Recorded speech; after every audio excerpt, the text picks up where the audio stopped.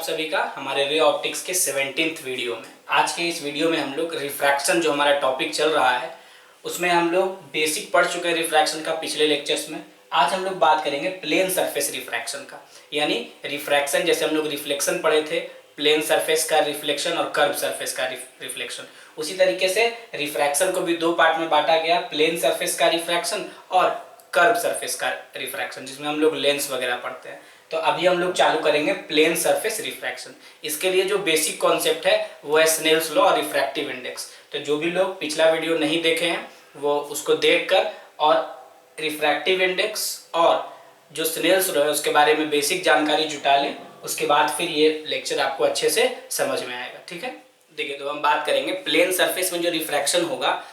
तो इस तरीके का अगर ढेर सारा सरफेस हो, सबसे पहले तो ये समझना है आपको, मान लीजिए कि ये एक इंटरफेस है, ये दूसरा इंटरफेस है, ये तीसरा इंटरफेस है। इस तरीके से तीन इंटरफेस आपके पास है ना। इंटरफेस यानी बाउंड्री जो दो मीडियम को सेपरेट करता है। ये आपका मान लीजिए पहला मीडियम है, ये दूसरा मीडियम है, ये तीसरा मीडियम है और ये कौन सा मीडियम है, चौथा, है ना। इसका रिफ्रैक्टिव इंडेक्स आप μ1 मान लीजिए, इस मीडियम का रिफ्रैक्टिव इंडेक्स μ2, इस मीडियम का रिफ्रैक्टिव इंडेक्स μ3 और इस मीडियम का रिफ्रैक्टिव इंडेक्स क्या मान लीजिए आप, μ4, है ना। ये चार मीडियम जो आप देख रहे हैं, 1 2 3 4, है ना। चार मीडियम को सेपरेट करने के लिए तीन इंटरफेस है। अगर कोई रे ऑफ लाइट मान लीजिए यहाँ से, कहाँ से चला, मीडियम 1 से, देखिएगा ध्यान से, अगर कोई रे ऑफ लाइट मीडियम 1 से चल रहा है, this is ray coming from medium 1 और ये इस इंटरफेस पे इंसिडेंट हुआ, तो इस इंटरफेस पे इंसिडेंट होने के बाद आप क्या देखिएगा कि मान लीजिए कि ये नॉर्मल है, जानते होंगे आप, normal is perpendicular to interface, ये नॉर्मल है। तो रिफ्रैक्शन के बाद, है ना, ये इस मीडियम में एंट्री मार लिया, मीडियम 2 में। इस एंगल को आप कह दीजिए I1, ठीक है, और इस एंगल को क्या कह दीजिए आप, R1। अगर आप ऐसा कहते हैं तो ये जो इंटरफेस आप देख रहे हैं यहाँ पे, इस इंटरफेस पे क्या होगा, यहाँ पे फिर से नॉर्मल बनाएंगे और यहाँ से नॉर्मल बनाएंगे तो रे ऑफ लाइट जो है रिफ्रैक्ट होके इस मीडियम में जाएगा, मीडियम 3 में, और इसके इंटरफेस पे इंसिडेंट होने के बाद ये मीडियम 4 में जाएगा। इस तरीके से अनेकों इंटरफेस हो सकता है और सिक्वेंशियली इस तरीके से रिफ्रैक्शन होगा। ये I1 है, इसको क्या कहेंगे हम, R1, ये क्या है आपका I2 और ये क्या होगा R2, ये क्या है I3 और ये क्या है, sorry, I1 R1 I2 R2 I3 और क्या कहेंगे इसको हम, R3। इस तरीके से आप बात करिएगा, ठीक है ना।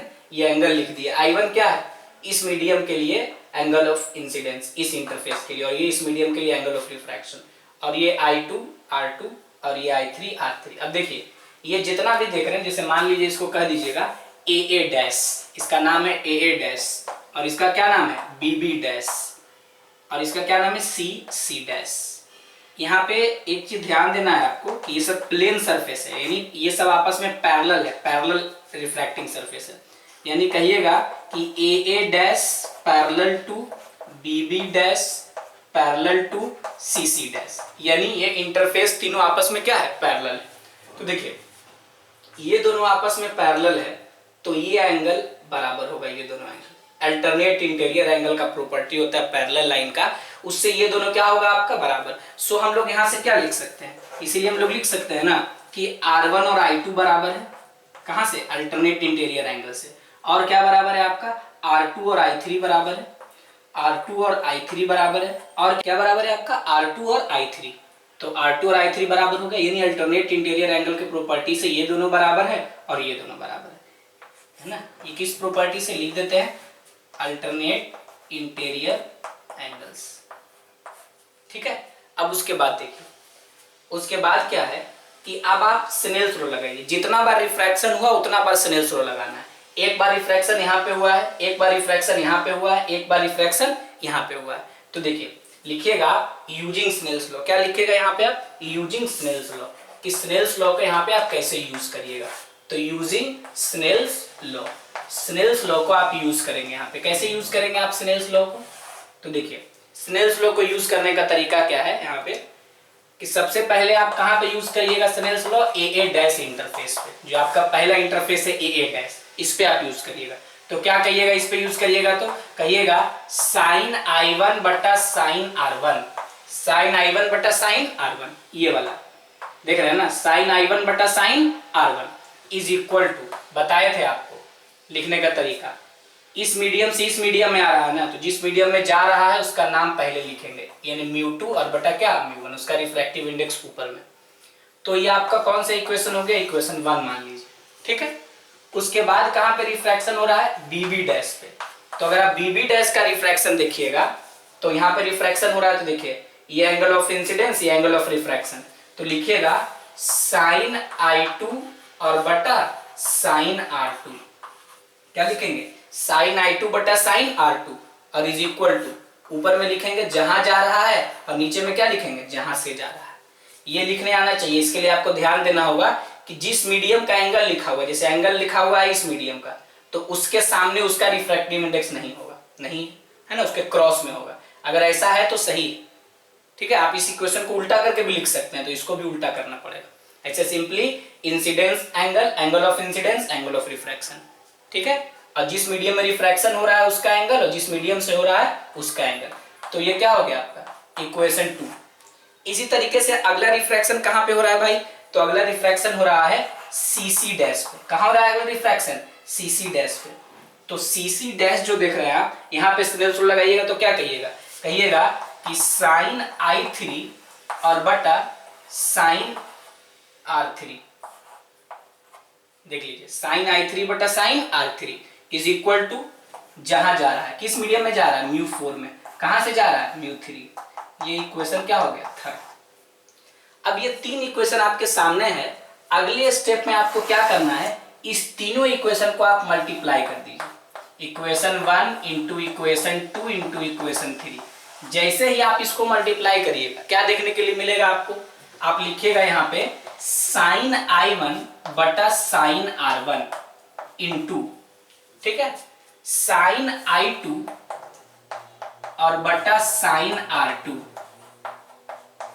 इसके बाद क्या कहिएगा, साइन I3 बटा साइन R3, साइन I3 और बटा साइन R3।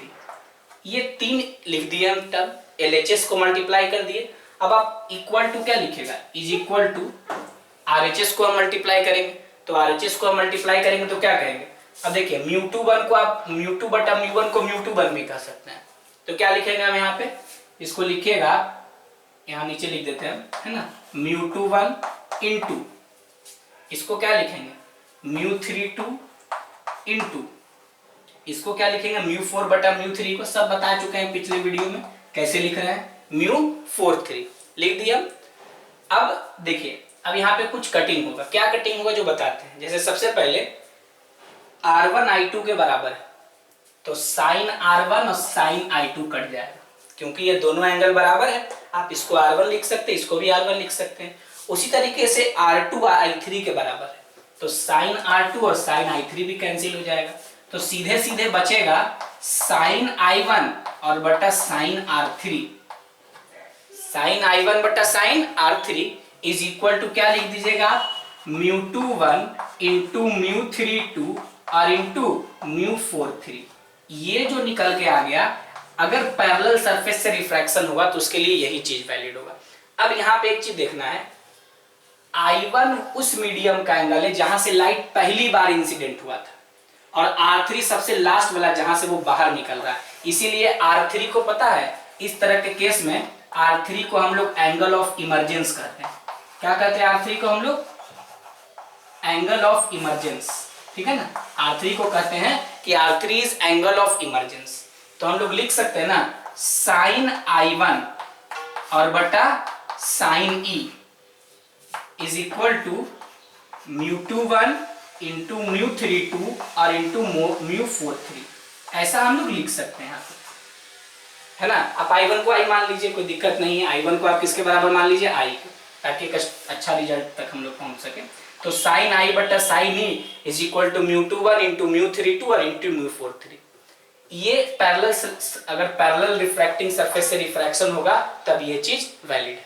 ठीक है ना। अब इसको नोट करिए, फिर बताएंगे कि इसका प्रैक्टिकल एप्लीकेशन क्या है और किस तरीके से इस इक्वेशन को हम लोग यूज कर सकते हैं। आखिर बीच का एंगल जो है ये सब कहाँ चला गया, ये सब तो कट गया, तो आखिर इस तरह का अगर क्वेश्चन आएगा तो हम लोग किस तरीके से ये इक्वेशन तैयार करेंगे और कैसे इसको सॉल्व करेंगे। ठीक है, तो इसको नोट करिए।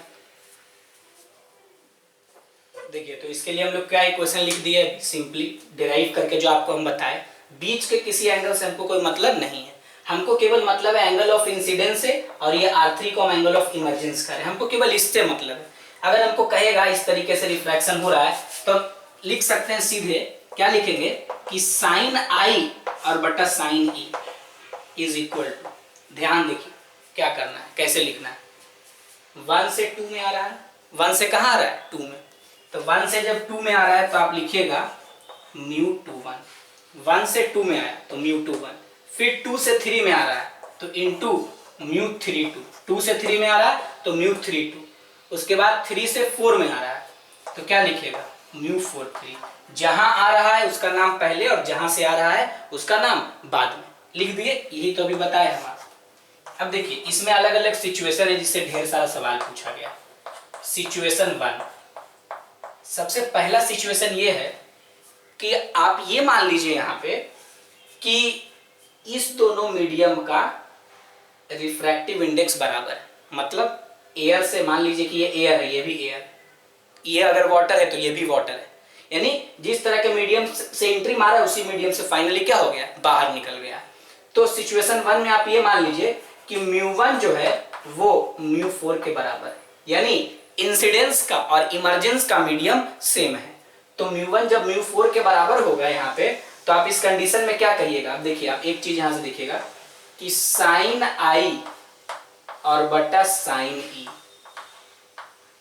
साइन आई बटा sine E is equal to, ठीक है, क्या लिखते हैं हम यहां से, लिखते हैं ना μ2 बटा μ1, μ2 बटा μ1 और इंटू μ3 बटा μ2 लिखते हैं हम लोग, μ2 बटा μ1 इंटू μ3 बटा μ2 और इंटू इसको क्या लिख सकते हैं μ4 बटा μ3। अब देखिए एक चीज यहां से देखिएगा, अगर हम कट करना चाहेंगे तो μ2 को कैंसिल कर देगा, μ3 को कैंसिल कर देगा। इस सिचुएशन के हिसाब से हम μ1 और μ4 को भी कैंसिल कर सकते हैं, है ना। जब तक बराबर नहीं था तब तक ये दोनों टर्म रह जाता, बाकी सब कट जाता। अगर ऐसा घटना घट गया तो आप क्या कहिएगा कि साइन आई बटा sine E is equal to 1, sine आई बटा sine E is equal to 1 है, ठीक है। तो यहां से आप लिख सकते हैं ना कि साइन आई और इज इक्वल टू साइन ई, यानी अगर साइन बराबर है तो एंगल भी बराबर होगा, एंगल ऑफ इंसिडेंस बराबर एंगल ऑफ इमर्जेंस। ये हमेशा नहीं होता है, ये घटना तभी घटेगा जब इंसिडेंस और इमर्जेंस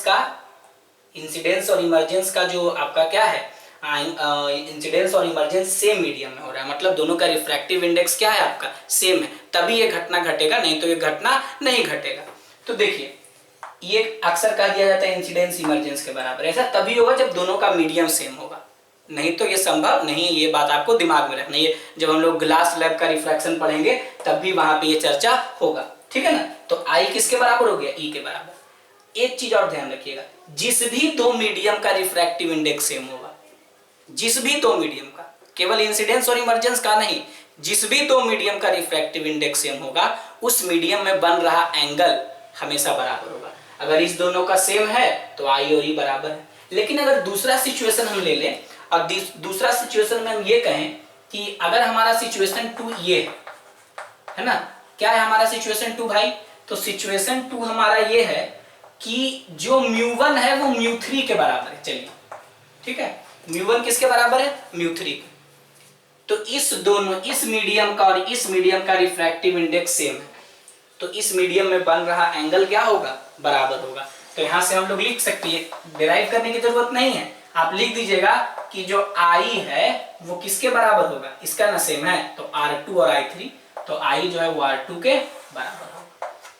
और पैरेलल लाइन का प्रॉपर्टी है, अगर ये एंगल है, ये लाइन है और ये एंगल इसके साथ बना रहा है, और ये लाइन है और ये एंगल इसके साथ बन रहा है, अगर ये दोनों एंगल बराबर है तो हर हाल में ये दोनों रेज आपस में पैरेलल होगा। मतलब अगर इसका नाम आप ए बी देते हैं, ए बी नहीं, इसका नाम अगर आप एक पी क्यू देते हैं, पी क्यू इसका, और इसका नाम आर एस देते हैं, इसका नाम पी क्यू और इसका नाम आर एस, तो जैसे ही दोनों एंगल बराबर हो गया, जैसे ही दोनों एंगल क्या हो गए बराबर, तो ऐसा तभी संभव है जब ये दोनों पैरेलल होगा। तो यहां से आप लिख दीजिएगा कि P Q parallel to R S. उसी तरीके से अगर ये वाला इस अगले सिचुएशन में क्या है, ये वाला इस मीडियम का रिफ्रैक्टिव इंडेक्स और इस मीडियम का रिफ्रैक्टिव इंडेक्स सेम है, तो ये रे और ये रे पैरेलल होगा। डिपेंड करता है कि जो है आपका रिफ्रैक्टिव इंडेक्स किसका बराबर है। तो याद रखिएगा कि जिस मीडियम, ये फिजिक्स नहीं है, मैथ है, क्या कहेंगे कि जिस मीडियम का रिफ्रैक्टिव इंडेक्स सेम होगा, जिस दो मीडियम का रिफ्रैक्टिव इंडेक्स क्या होगा आपका, सेम होगा, है ना, सेम होगा, उसका किसका, उसका क्या होगा, उसका पहला बात, उस दोनों मीडियम में बन रहा एंगल बराबर होगा। क्या लिखेंगे कि उस दोनों मीडियम में बन रहा एंगल, उस दोनों मीडियम में बन रहा एंगल इक्वल होगा। उस दोनों मीडियम में बन रहा एंगल क्या होगा, इक्वल होगा। अगला बात क्या लिखना है कि उस दोनों मीडियम में जो भी रे आएगा, जैसे इस केस में ये रे इस मीडियम में और ये रे इस मीडियम में, दोनों पैरेलल। अगले सिचुएशन में ये रे इस मीडियम में और ये रे इस मीडियम में, तो दोनों क्या होगा, पैरेलल। तो क्या लिखिएगा, ये पैरेलल लाइन का प्रॉपर्टी है, दोनों एंगल बराबर है वो, तो आपका दोनों जो रे है उससे जो पास कर रहा है वो पैरेलल होगा। तो क्या लिखिएगा अगला कि उस दोनों मीडियम का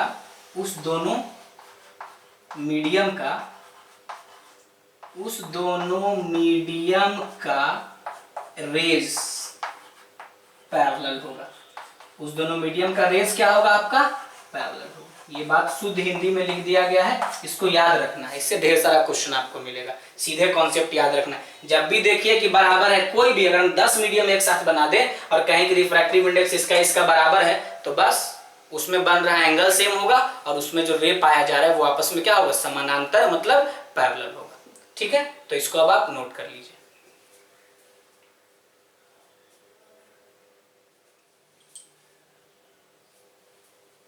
देखिए अब आपके सामने क्वेश्चन है, ये क्वेश्चन आईआईटी में पूछा गया है, बहुत पहले पूछा गया 2001 में।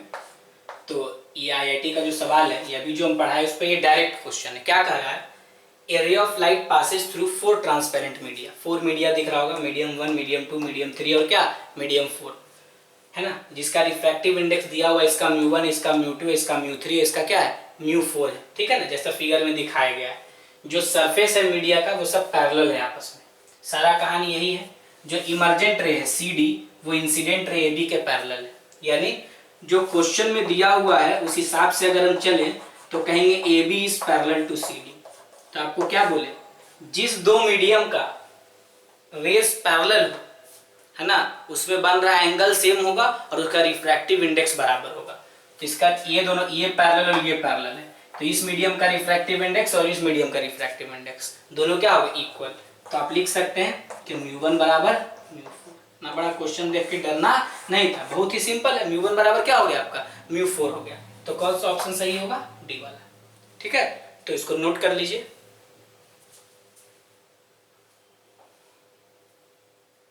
देखिए तो अब हम बात करेंगे पैरेलल ग्लास स्लैब से रिफ्रैक्शन, जो कि 10th क्लास में भी आप पढ़ चुके होते हैं, वहाँ पे इसका प्रैक्टिकल भी करना होता है। यहाँ पे भी सेम चीज़ पढ़ना है, कुछ कुछ चीज़ आप यहाँ पे देखेंगे अलग। तो देखिए पैरेलल ग्लास स्लैब से जब रिफ्रैक्शन होगा तो इस तरीके का मान लीजिए कि ये एक फेस बनाए और ये दूसरा फेस बनाए ग्लास स्लैब का। ठीक है ना, तो ये जो दूसरा फेस बनाए तो ये हो गया AB और ये क्या हो गया आपका CD, दोनों पैरेलल है। एक ग्लास स्लैब होता है, उसका ये 2 फेस है। एक रे ऑफ लाइट यहाँ पे इस तरीके से आ रहा है, ध्यान दीजिए, है ना, और इस तरीके से आ रहा है। हम मान लिए कि बाहर का मीडियम एयर है। ठीक है, इसके रिफ्रैक्टिव इंडेक्स ऐसे 1 होता है, लेकिन हम μ1 लिख दे रहे हैं, μ1 बराबर 1 लिख देंगे बाद में। इसको आप I कहिए। उसके बाद जब ये इस मीडियम में एंट्री मारा तो यहाँ पे जो एंगल बना रहा है ये नॉर्मल के साथ R। और एक चीज़ और पता होना चाहिए आपको कि ये अगर R है तो पैरेलल है दोनों, तो ये भी आर होगा अल्टरनेट इंटीरियर एंगल से, और ये यहाँ से क्या हो जाएगा, ऐसे बाहर निकल जाएगा। इसको कहेंगे हम एंगल ऑफ इमरजेंस ई, जो भी आपको बता चुके हैं। अब सोचिए कि अगर ये रे ऐसे नहीं जा रहा होता, यहाँ पर से ग्लास स्लैब नहीं आया होता, तो इसका ओरिजिनल पाथ तो यही था। ध्यान दीजिएगा, देखिए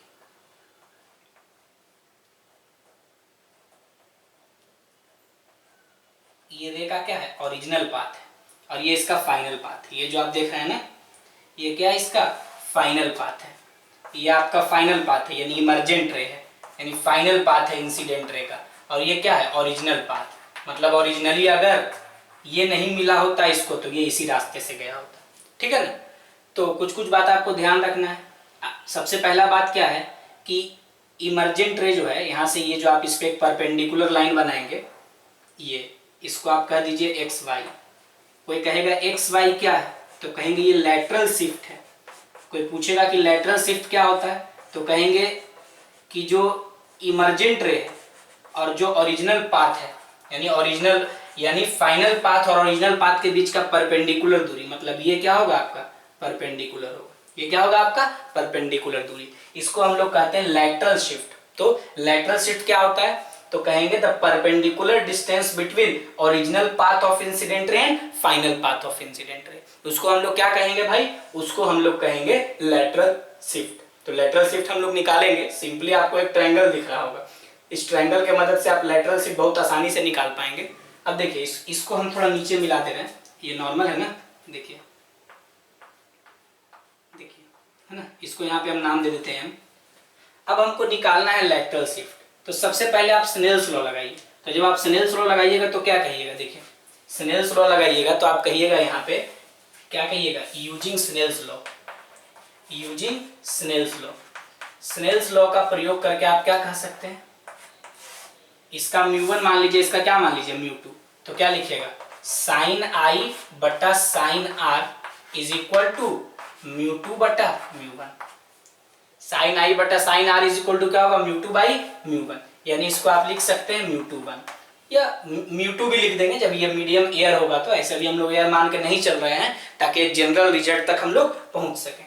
अब इसके बाद देखिए, अब हमको निकालना है बेसिकली लैटरल शिफ्ट, है ना। ग्लास स्लैब का थिकनेस दिया हुआ होगा T, T is the thickness of glass slab. T क्या है आपका, thickness of glass slab, glass slab का मोटाई, थिकनेस ऑफ, यानी ये टी है, ये भी टी है आपका, ये सीधा लाइन है, ये टी है।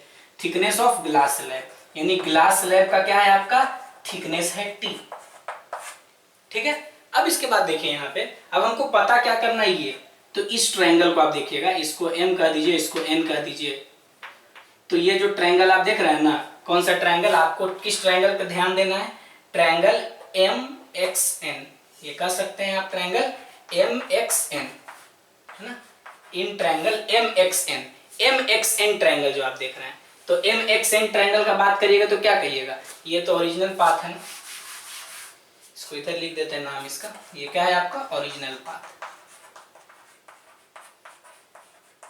ठीक है। ट्रायंगल एम एक्स एन में आपको निकालना है ये वाला साइड। तो ये साइड आपको कैसे पता होगा, आपको उसके लिए ये वाला एंगल पता करना पड़ेगा, है ना। ये वाला एंगल आपको पता करना पड़ेगा, तो हो सकता है आप इसको निकाल दीजिए। तो ये एंगल कैसे पता होगा, तो इस एंगल को पता करेंगे, लेकिन सबसे पहले सबसे अच्छा क्या है कि आप ये वाला साइड आप पता कर सकते हैं। ये साइड कैसे पता होगा, आपसे अगर कोई पूछेगा कि ये साइड बताइए, तो इस साइड के बारे में आप कैसे जानकारी दीजिएगा। तो ये जो आप साइड देख रहे हैं ना, देखिए, तो हमको ये पता है कि ये आर है, ये आपका क्या है 90 डिग्री, ये क्या है आपका 90 डिग्री। तो आप कॉस आर लिखते हैं, क्या लिखते हैं, कॉस आर। तो लिखिएगा, पहले एम एक्स एन ट्रायंगल में नहीं चलते हुए एक बगल वाले ट्रायंगल में चलते हैं। कौन सा ट्रायंगल में चलेंगे, एम एन एक्स, ये जो ट्रायंगल देख रहे हैं आप, है ना। इन ट्रायंगल एन, वही लिखे थे क्या, ये एम एन एक्स, इस ट्रायंगल में चलिए। इस ट्रायंगल में आप cos r is equal to क्या लिख सकते हैं, cos r। तो cos r बराबर आप लिखिएगा, क्या लिखिएगा, cos r बराबर, तो cos बराबर होता है बेस बटा हाइपोटेनस। तो बेस का काम तो ये थिकनेस कर रहा है, तो क्या लिखेगा यहाँ से t, और हाइपोटेनस का काम कौन कर रहा है, ये, यानी xn। यानी xn इज इक्वल टू, आप पता कर लिए क्या होगा, xn is equal to t बटा cos r, t बटा cos r। ध्यान दीजिएगा, एक्स एन, यानी ये एक्स एन आप निकाल लिए, इसका क्या हो गया लंबाई टी बटा कॉस आर। ठीक है, क्या हो गया आपका X N is equal to T बटा कॉस आर। जब हम एक्स एन निकाल लिए तो एक्स एन जब हमको निकल गया तो हम ये वाला हमको निकालना क्या है, ये निकालना है ये वाला साइड। तो ये साइड आप कैसे निकालेंगे, ठीक है ना। तो ये जो राइट एंगल ट्रायंगल है उसमें हमको ये हाइपोटेनस पता चल गया है, ठीक है ना। और ये इसको आप मान लीजिए एक्स वाई आपको निकालना है। तो X Y is equal to आप क्या लिखिएगा, तो ये एंगल का वैल्यू क्या होगा, ये 90 डिग्री है, आपको ये एक्स एन पता चल चुका है। तो इस कैसे निकलेगा, देखिए इसके लिए क्या करेंगे ना, ये जो एंगल इसको डेल्टा कहते हैं। आप कहिएगा डेल्टा कहाँ से आया है, तो रिफ्रैक्शन में बताए थे डेविएशन। ओरिजिनल पाथ और फाइनल पाथ के बीच का जो एंगल होता है वो क्या होता है डेल्टा। अब डेल्टा बराबर आप क्या कहिएगा यहाँ पे, है ना, डेल्टा बराबर आप कह सकते हैं आई माइनस आर। पढ़ा चुके हैं आपको जब रिफ्रैक्शन स्नेल्स लॉ पढ़ा रहे थे, तो r plus delta is equal to i, तो डेल्टा इज इक्वल टू क्या हो जाएगा आई माइनस आर। तो क्या कहिएगा आप, फ्रॉम फिगर आप एक चीज कह सकते हैं, क्या कह सकते हैं फिगर से, तो फ्रॉम फिगर आप कहिएगा कि delta is equal to I minus R, angle of deviation I minus R. ये तो हमको पहले से पता होता है। तो डेल्टा अगर आपको पता कोई करने कहेगा तो आप सीधे सीधे यहाँ से क्या कहिएगा, लिखेगा ना tan डेल्टा, यानी आप ये इसके सामने ये परपेंडिकुलर हो गया और ये तो हाइपोटेनस है, ये परपेंडिकुलर ये क्या है आपका हाइपोटेनस है ना। देखिए ये 90 डिग्री है, ये हाइपोटेनस, तो ये परपेंडिकुलर हो गया ये वाला, और ये क्या हो गया बेस। तो आपको पता ये पता करना है और ये आपको पता है, यानी आपको कंसीडर किसको करना है, परपेंडिकुलर को और हाइपोटेनस को। तो परपेंडिकुलर हाइपोटेनस को आप करना है तो आप क्या कहिएगा साइन डेल्टा, क्या कहिएगा sine delta is equal to X Y, मतलब लैटरल शिफ्ट है ना, और बटा क्या एक्स एन, एक्स वाई बटा एक्स एन। अब आप कहिएगा कि एक्स एन क्यों निकाले थे, तो देखिए साइन डेल्टा क्या लिखेंगे, sine delta is equal to X Y और बटा एक्स एन के जगह पे क्या लिखेंगे टी बटा कॉस, टी बटा कॉस आर, ठीक है ना। तो यहां से आप एक्स वाई बराबर क्या लिख दीजिएगा, यानी जो आपको लेटरल शिफ्ट पता करना है दैट इज एक्स वाई, है ना। तो लेटरल शिफ्ट बराबर आप क्या करिएगा, यहां से लिखिएगा टी साइन डेल्टा और बटा कॉस, क्या लिखेंगे हम टी साइन डेल्टा बटा कॉस आर। या फिर इसको दूसरे तरीके से आप कैसे लिख सकते हैं, जो देखिए दूसरे तरीके से लिखिएगा कि X Y is equal to T sine I minus R और बटा कॉस आर। कुछ किए नहीं है ना, बस क्या काम किए हैं, डेल्टा के जगह पे क्या लिख दिए आई माइनस आर। ये डेल्टा हमको पता होता है व्हाट इज दिस डेल्टा, तो this delta is angle of deviation, ठीक है ना।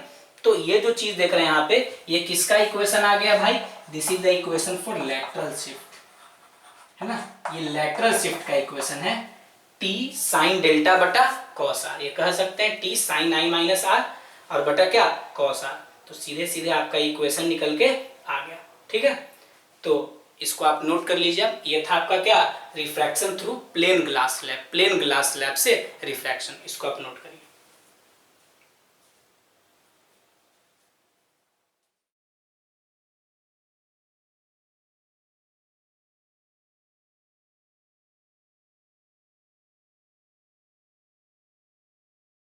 देखिए अब आपके सामने IIT 2016 का ये क्वेश्चन है। ये क्वेश्चन पूछा गया है 2016 में, है ना, 2016 में ये क्वेश्चन पूछा गया है।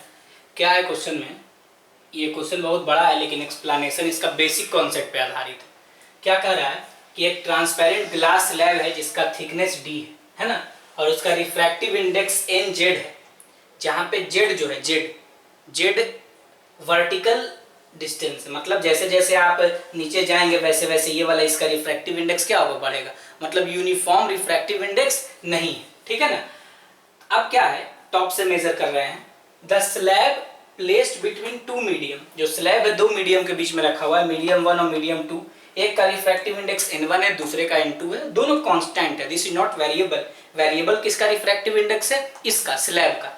अब देखिए इसके बाद क्या कह रहा है कि A ray of light is incident with angle theta i, एक रे ऑफ लाइट है जो थीटा आई एंगल से इंसिडेंट हो रहा है मीडियम 1 में और इमर्ज कर रहा है मीडियम 2 में, और इसमें कितना एंगल बना रहा है थीटा एफ, और लेटरल डिस्प्लेसमेंट एल दिया हुआ है।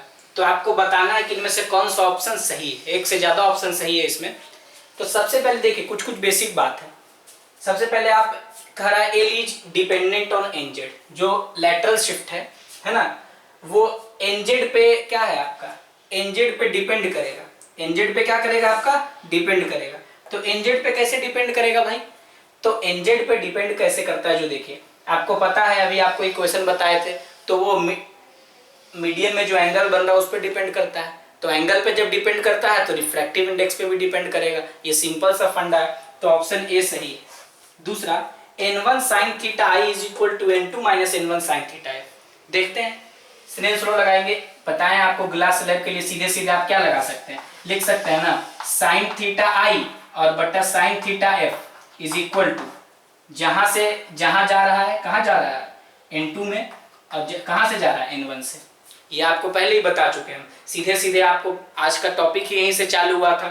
स्नेल्स लॉ लगाइएगा तो क्या कहिएगा, n1 sin theta i is equal to n2 sin theta f। क्या होगा, n2 sin थीटा f। तो इस ऑप्शन को तो सेटिस्फाई नहीं कर रहा है, लेकिन सी वाले को ये सेटिस्फाई कर रहा है। D, l is independent of n2, कह रहा है l n2 पे डिपेंड नहीं करेगा, यानी लैटरल शिफ्ट। सही बात है, उस पर डिपेंड नहीं करेगा। कहिएगा क्यों नहीं डिपेंड करेगा, तो कारण यह है कि इस मीडियम में जाने से पहले ही लैटरल डिस्प्लेसमेंट हो चुका होता है, यहीं पे इसी बाउंड्री पे। तो इसके रिफ्रैक्टिव इंडेक्स पे वो डिपेंड नहीं करेगा। आप इक्वेशन भी देखे थे तो इस मीडियम के एंगल से उसको कोई मतलब नहीं था, उसके एंगल ऑफ इमर्जेंस से उसको कोई मतलब नहीं था, क्योंकि बिफोर रीचिंग दिस मीडियम क्या हो चुका था, शिफ्ट हो चुका था, है ना। तो उसके बाद आप क्या कहिएगा कि L जो है वो N2 पे डिपेंड नहीं करेगा। तो आपके पास तीन ऑप्शन यहाँ सही है, A, C और D। तो देखिए ज्यादा मेहनत भी नहीं करना पड़ा, विदाउट यूजिंग पेन आप इस क्वेश्चन को कर सकते हैं, है ना। बस आपके पास कॉन्सेप्ट होना चाहिए, क्योंकि इतना बड़ा क्वेश्चन एग्जाम में आता है तो बच्चा देख के ही डर जाता है कि बहुत भारी होगा, और उसमें भी more than one choice correct में, तो बहुत टफ लगने लगता है। तो टफ है नहीं, जो बेसिक कॉन्सेप्ट देखिए आपको आज हम पढ़ाए उसी कॉन्सेप्ट पे आधारित आज IIT का 2 क्वेश्चन करा दिया गया।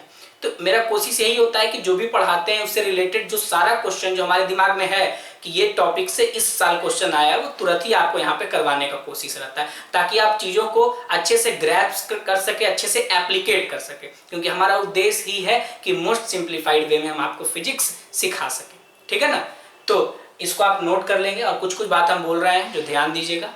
मेरा सारा वीडियो रीडरमेट ऐप पे आ रहा है ना। जो भी बच्चे इंटरेस्टेड हैं 12th का सिलेबस सिस्टमेटिक ढंग से पूरा पढ़ने के लिए, वो रीडरमेट ऐप डाउनलोड करके कोर्स सेक्शन में देखिएगा, 12th class physics Abhishek Kumar करके आएगा। उस कोर्स से आप फिजिक्स 12th का, ये जो टारगेट के बच्चे हैं उनके लिए भी कोर्स वहाँ पे उपलब्ध है, वो वहाँ पे पढ़ सकते हैं, ठीक है।